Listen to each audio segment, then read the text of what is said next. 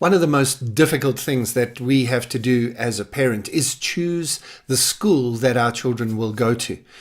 Of course, if you have the choice, not everybody has the choice, but if you have choices, then making that choice can be really, really difficult. What's even more difficult is recognizing that you made the wrong choice and actually moving your child to a different school. We should be ready to do that if we need to. You know, it is a important decision, and the school that our child goes to is a significant part of what shapes them as people.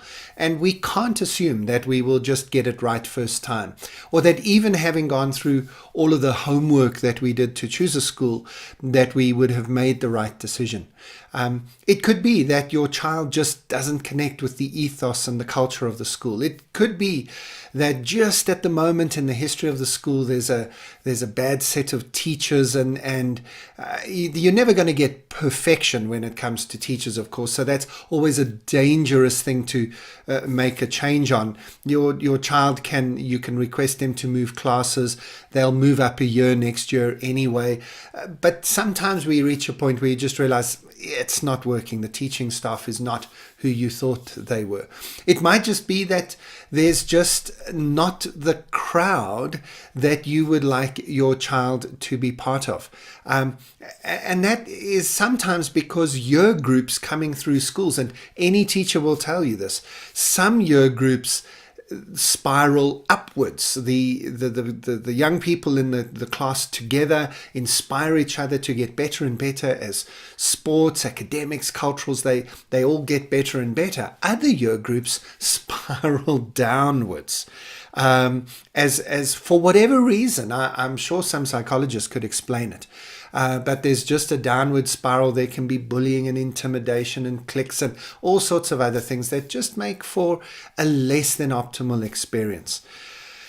For whatever reason, you might think that you need to look for a new school.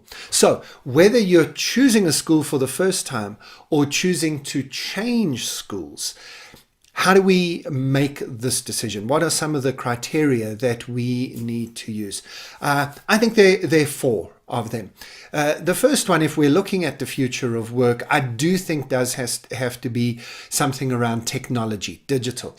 Not only what facilities does the school have, but what is their mindset? You need to be asking the head teacher, preferably be put in touch with somebody responsible for IT. And we're not just talking about IT infrastructure. I don't just want to know, is there a Wi-Fi hotspot? How much speed have you got on the internet in each classroom? Are they using electronic whiteboards? Are the children able to use their phones, etc., etc.? Those are more technical conversations, and I suppose have those conversations. But it's more about the mindset. How are teachers integrating technology, integrating a digital mindset into the curriculum and into the life of the schools? For me, this starts with having an openness towards young people using their technology. It will show itself in how the school communicates with you. Does it have an app? Does it have a communicator? Is there an email interaction available? But it definitely needs to look at the curriculum. Now, secondly, talking about the curriculum, we need to ask the question around innovation, or questions around innovation. That's the second thing to look at. Is this a school that is committed to innovating the curriculum as much as they can? This is not about what subjects they offer and so on, but it's the mindset of how they integrate things that they believe need to be taught into the life of the school. So we want to ask about the question, where is innovation happening in the curriculum? What are some of the extracurricular activities that are part of the school's ethos in the type of person that they're wanting to develop?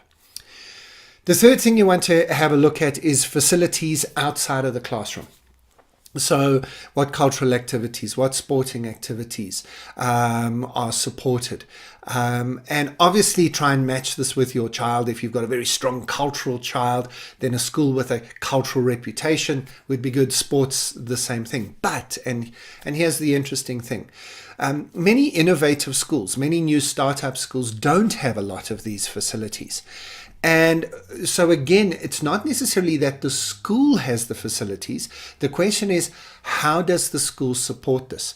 I would be very happy to send my child to a school that didn't have sporting facilities, as long as the school was saying, well, we have a relationship with a tennis club down the road and we use the swimming pool down in the town or whatever. So in other words, they're thinking about it, and they are engaging with the fact that young people need a lot of activities outside of the classroom. Whether the school has those facilities or not is not the issue. It's how the school is supporting them. By the way, if your child does have to go to a club to do sport instead of doing it on the school premises, I don't see that as a big issue. For me, as long as they're getting that physical activity, that camaraderie, that team dynamic, that's great. It doesn't matter if it's on the school property or not. And it also, as an interesting aside, is teaching them a little bit about flexi time, about the new economy where we're not going to just be employed in one job and one place. We're freelancers. We've got multiple options. And the fact that they go to this club for tennis and that club for football and that club for chess, well, that's just part of what the 2020s and 2030s are going to look like anyway. So I don't see that as a major consideration. The fourth area might show a little bit of my South African bias. We're called the Rainbow Nation because we are trying, not always succeeding, but trying to build a nation deliberately founded on diversity and inclusion. And that's not just a racial or a gender thing. That's everything from sexual orientation to culture, from language to religion. And I would absolutely want to look for a school environment that showed levels of diversity. That can come across in a variety of ways. But this is from small things like, what's the school haircut policy? Really, it is nearly the 2020s and schools still get a little bit het up about haircuts. But whatever. The point is, how broad is it? Does the school allow for diversity of expression? How many activities are there? What would they do for a very small minority? So ask them about what languages they teach and how many children are in each of those language classes. Are they teaching Mandarin and Japanese and Spanish and French and Italian? And maybe just to two kids who want to learn it. Does the school have a mindset of saying minorities are important here? Children who have niche interests will be supported here.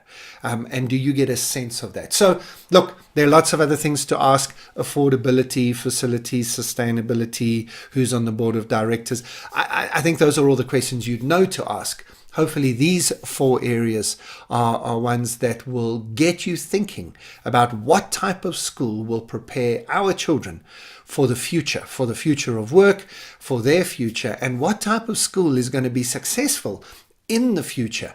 You're ultimately making a significant number of years commitment to a relationship with the school. Make sure you get it right.